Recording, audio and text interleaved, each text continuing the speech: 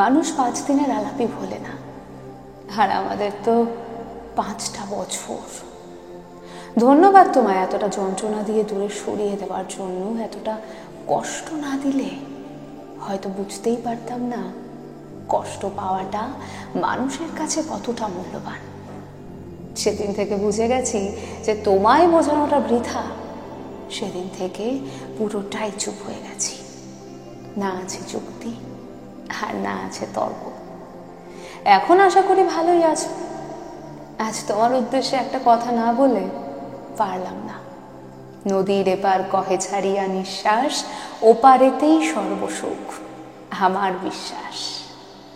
যে বিশ্বাসে স্বামী স্ত্রীর সম্পর্কটা থেকে বেরিয়ে যেতে চেয়েছিলে, আশা করি তোমার মনের সেই সব স্বাদ পূর্ণ হোক।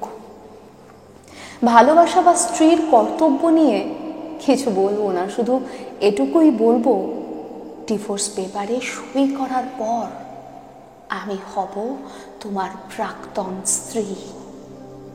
ঠিক তেমনই তুমি হবে আমার প্রাক্তন স্বামী। জীবন কারোর জন্য বা কোনো কিছুর জন্যই থেমে থাকে না, তবে আমি তোমায় ভুলতে পারবো না তুমি আমায় ভুলতে পারবে। ভালো স্মৃতি না হলেও খারাপ স্মৃতিতে রয়ে যাব।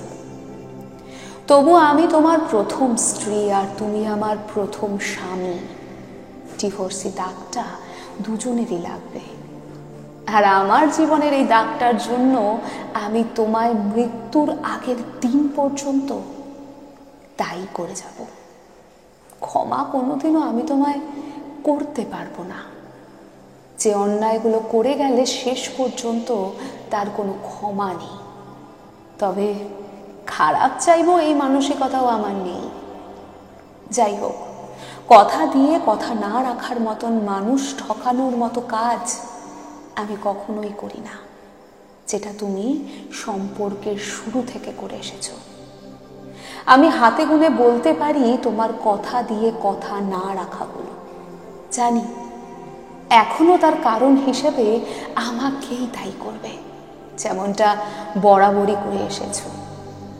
যাই হোক, সই করার দিন আমি ভগবানের কাছে ক্ষমা চেয়ে তোমাকে শেষবারের মতো একটা কথা বলে আসব, যে কথাটা একদিন আমি দিয়েছিলাম কিন্তু কোনোদিনও আর রাখতে পারবো না।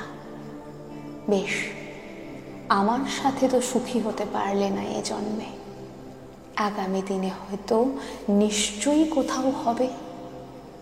ভালো থেকো।